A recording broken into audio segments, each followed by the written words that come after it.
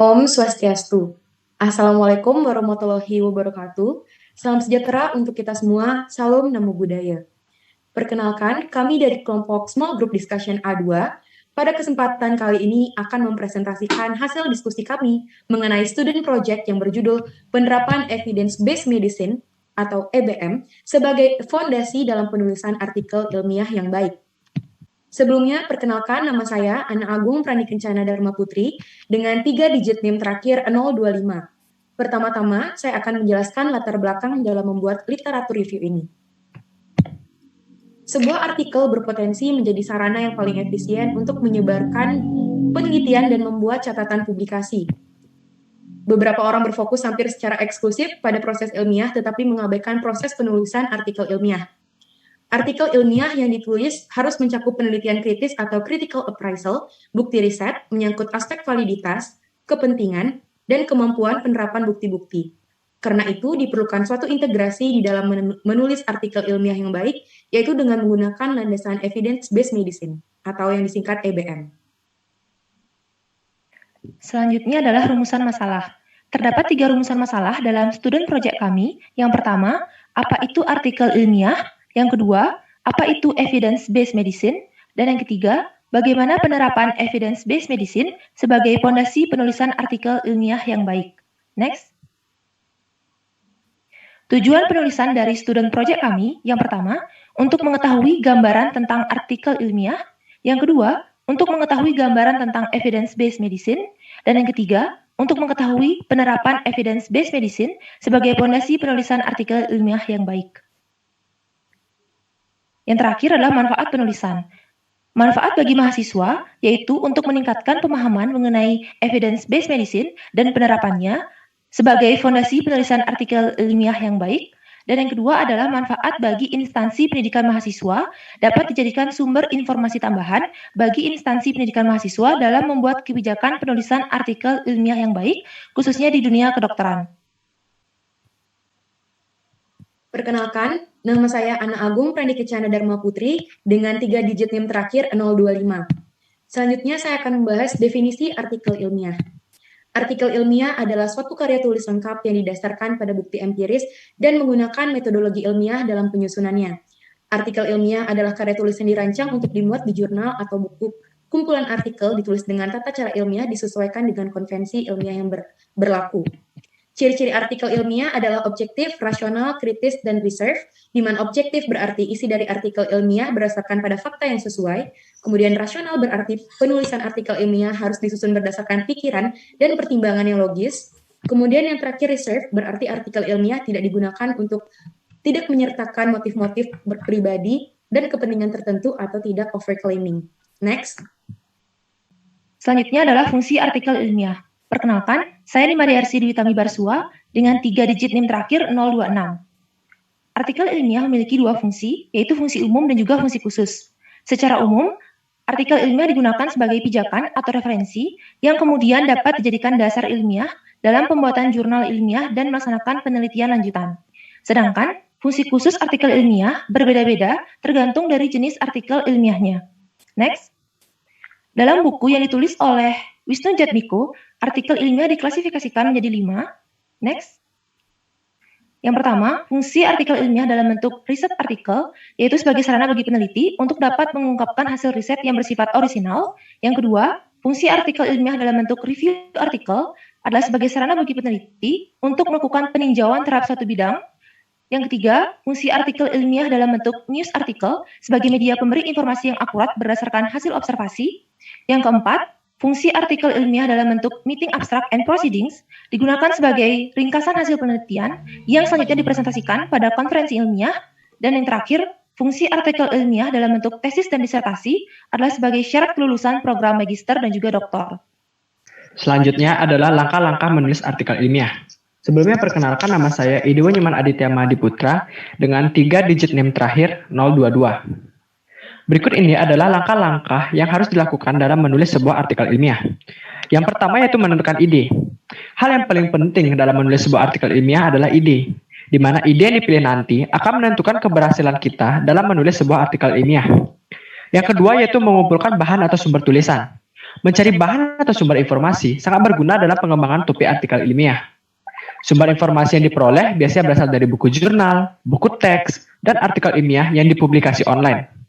Yang ketiga yaitu mengembangkan kerangka tulisan. Rancangan sistematik yang memuat isi dari topik yang dibahas adalah pengertian dari kerangka tulisan. Menulis kerangka tulisan akan sangat membantu kita dalam penulisan draft. Yang keempat itu menulis draft tulisan. Pada langkah ini, kita akan membuat struktur dasar tulisan yang pada umumnya terdiri dari jurnal, abstrak, pendahuluan, metode, hasil, pembahasan, simpulan nasaran, serta daftar pustaka. Yang kelima yaitu menelaah dan merevisi draft tulisan. Agar menghasilkan sebuah artikel yang baik, kita harus menelaah berulang-ulang kali sebelum tulisan dipublikasikan. Dan yang terakhir yaitu memfinalisasi tulisan. Langkah akhir dalam penulisan artikel ilmiah adalah finalisasi. Biasanya akan timbul beberapa pertanyaan seperti berikut. Apakah masih terdapat kesalahan dalam artikel? Apakah sudah menyantumkan sumber informasi yang tepat? Dan apakah uraian tulisan sudah sistematik dan mudah untuk dimengerti? Di mana pertanyaan-pertanyaan seperti itulah yang akan membantu kita sebelum memfinalisasi tulisan. Next. Selanjutnya, saya akan menjelaskan mengenai definisi EBM. Sebelumnya, perkenalkan nama saya Niputulan Tandri Dewi dengan 3 digit NIM terakhir 023. EBM atau Evidence Based Medicine merupakan suatu proses yang digunakan secara sistematik untuk melakukan evaluasi, menemukan, menelaah, dan memanfaatkan hasil-hasil studi sebagai dasar dari pengambilan keputusan klinik. EBM sendiri diperkenalkan oleh seorang epidemiologi klinik di McMaster University pada tahun 1990, yaitu Dr. Gordon Guyatt. Selanjutnya, saya akan menjelaskan tujuan daripada EBM. Sebelumnya, perkenalkan, nama saya Anjun Purwategun Rase dengan 3 digit NIM terakhir 041. Tujuan dari Evidence-Based Medicine adalah untuk mengetahui tingkat kepercayaan hasil studi, dengan demikian dapat mempertimbangkan dampak yang terjadi ketika penetapan keputusan klinis. Evidence-based medicine menuntut untuk tetap memperbaharui pengetahuan dari riset terbaru agar tidak menghasilkan keputusan yang keliru pada keputusan klinis yang akan dilakukan. Baik, perkenalkan nama saya Hana Syajida dengan 3 digit NIM terakhir 024 akan melanjutkan pemaparan dari rekan saya tentang pentingnya penerapan evidence-based medicine atau yang biasa dikenal dengan EBM dalam penulisan artikel ilmiah. Banyaknya publikasi jurnal dan artikel ilmiah disebabkan karena ilmu kedokteran yang terus berkembang. Oleh karena itu, jurnal-jurnal yang sudah lama terkadang sudah tidak relevan lagi pada saat ini. Dengan fondasi EBM yang kuat, penulis dapat menyeleksi sumber-sumber seperti WordPress atau Wikipedia dan mencari sumber literatur atau referensi yang terpercaya seperti pada Google Scholar, PubMed, Elsevier, dan lain-lain yang sudah terjamin kevaliditasannya sehingga hasil tulisan tersebut dapat dipertanggungjawabkan. Selain itu, dengan penerapan EBM, penulis dapat menghasilkan pemikiran-pemikiran kritis untuk mengembangkan topik artikel ilmiahnya.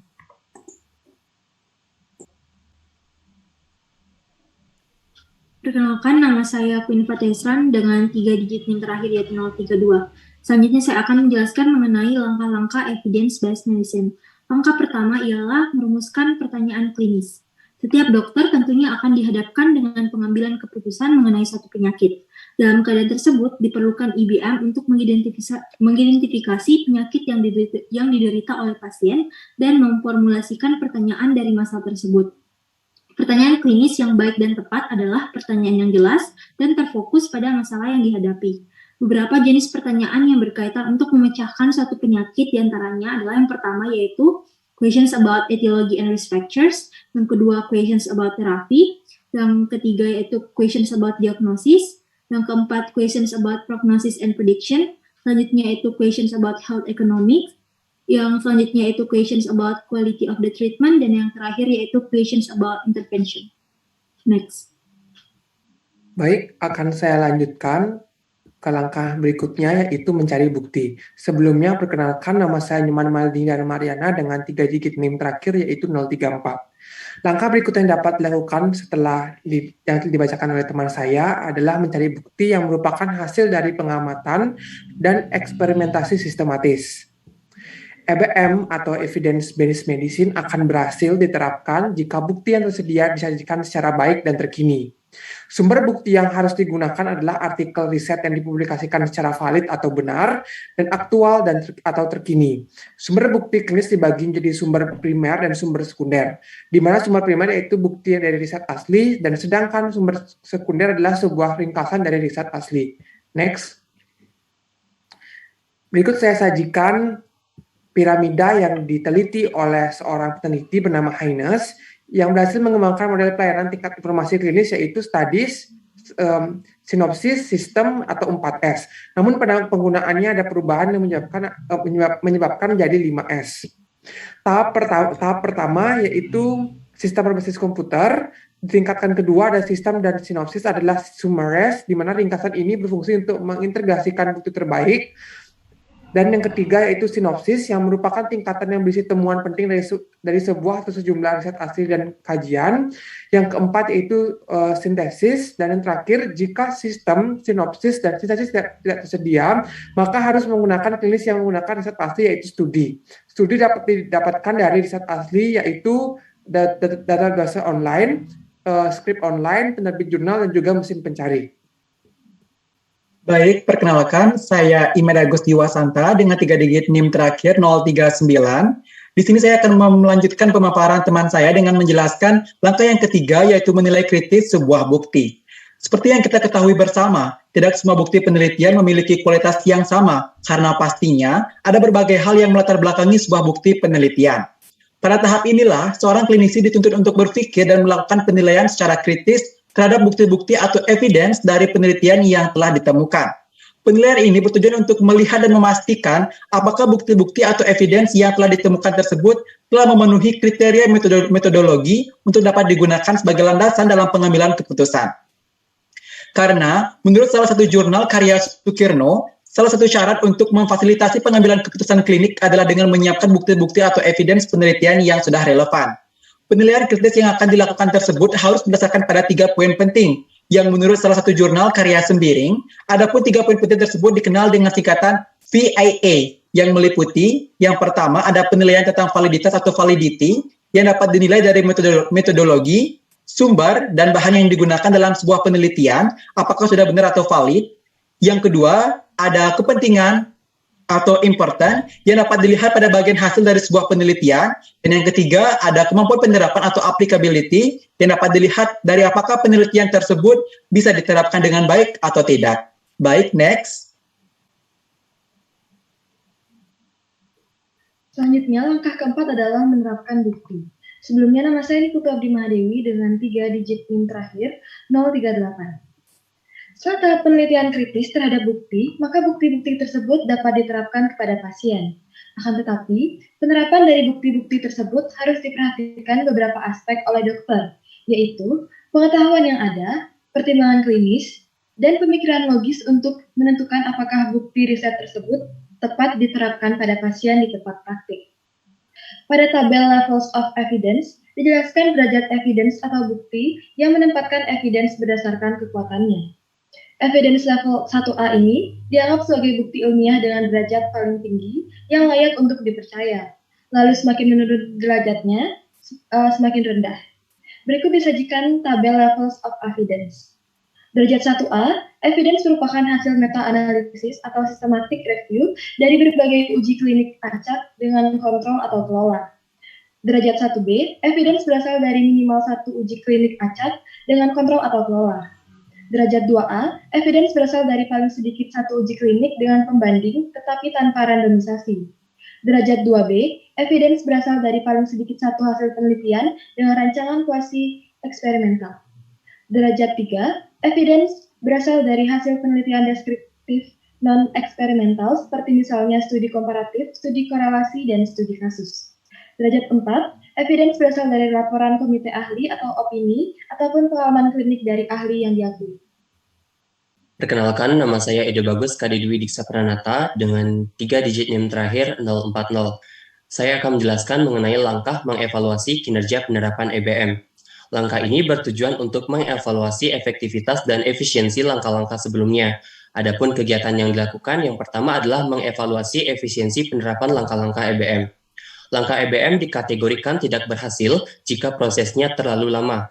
Di samping itu, bukti yang diperoleh harus memenuhi aspek kebenaran, kepentingan, dan kemampuan penerapan bukti. Yang kedua adalah melakukan audit keberhasilan dalam menggunakan bukti terbaik sebagai dasar praktik klinis.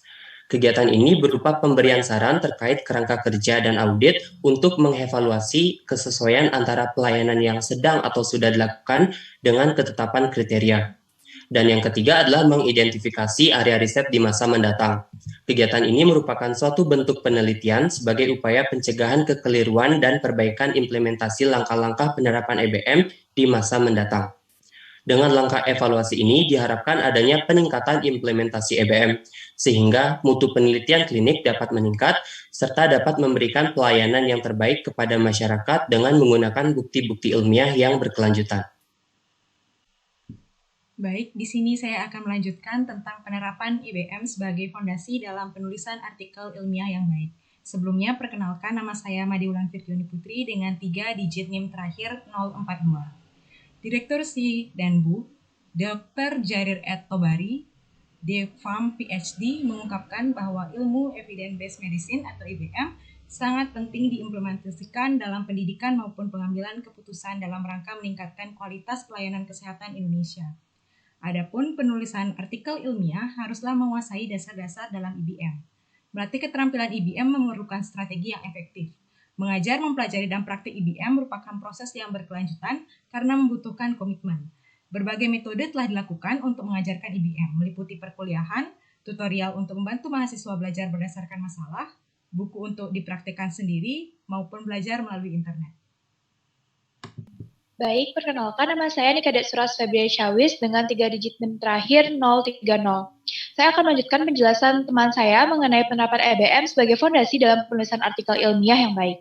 Untuk poin kedua adalah dalam penulisan artikel ilmiah yang baik, penulis harus mampu menyusun artikel ilmiah yang bersifat objektif, rasional, kritis, jujur, lugas, dan berdasarkan fakta. Namun, tidak semua artikel ilmiah memberikan data dan fakta dengan kualitas dan validitas atau kebenaran yang sama. Hal tersebut menyebabkan evidence-based medicine atau EBM sangat penting dalam penulisan artikel ilmiah karena EBM akan melatih dokter muda dengan menekankan pemikiran kritis dan pentingnya penelitian statistik. Dan poin yang terakhir adalah EBM penting dalam penulisan ilmiah karena mengkolaborasikan antara kemampuan dan pengalaman dengan bukti-bukti yang dapat dipercaya. Dengan menerapkan EBM sebagai fondasi dalam penulisan artikel ilmiah, tentu saja seorang dokter atau penulis dapat menghasilkan artikel ilmiah yang baik dengan berdasarkan oleh data dan fakta yang terbaru, relevan, dan akurat. Selanjutnya, kesimpulan yang kami dapatkan dari penyusunan student project kali ini adalah kemampuan menelaah secara kritis yang dijelaskan pada konsep EBM dapat kita gunakan dalam membuat artikel ilmiah. Penerapan evidence-based learning sebagai basis dalam penulisan artikel ilmiah perlu diketahui oleh mahasiswa kesehatan. Dengan menerapkan evidence-based learning, kita dapat meningkatkan akurasi, efektivitas, efisiensi, dan turut mengikuti perkembangan dunia kedokteran, sehingga nantinya karya tulis yang dibuat memiliki nilai dan manfaat. Selanjutnya, saya akan membacakan saran-saran. Menurut kelompok kami, adapun saran-saran yang perlu diimplementasikan. Yang pertama, disarankan penggunaan prinsip evidence-based medicine sebagai fondasi dalam penulisan karya ilmiah. Yang kedua, disarankan pemahaman yang lebih mendalam tentang prinsip penggunaan evidence-based medicine. Yang ketiga, disarankan pada akhir penulisan karya ilmiah untuk melakukan evaluasi penggunaan prinsip evidence-based medicine. Berikut dokumentasi small group discussion dan konsultasi bersama fasilitator kami yaitu Dr. Iwayan Sugiritama. Next. Baik, sekian pemaparan yang dapat kami sampaikan mengenai penugasan student project. Terima kasih atas perhatiannya.